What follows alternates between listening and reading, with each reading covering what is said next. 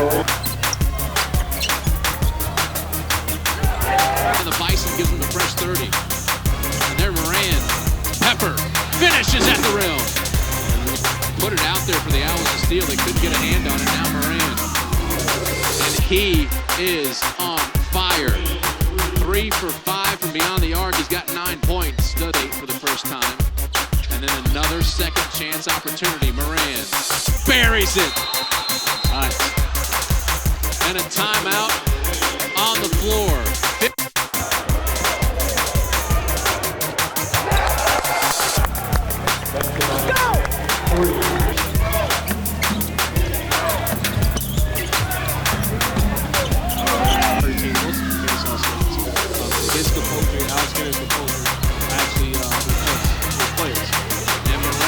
His first three-pointer of the second half. You know what I would wish. I know this might be far-fetched. Moran knocks down another 3 as we're in the middle of conversation, but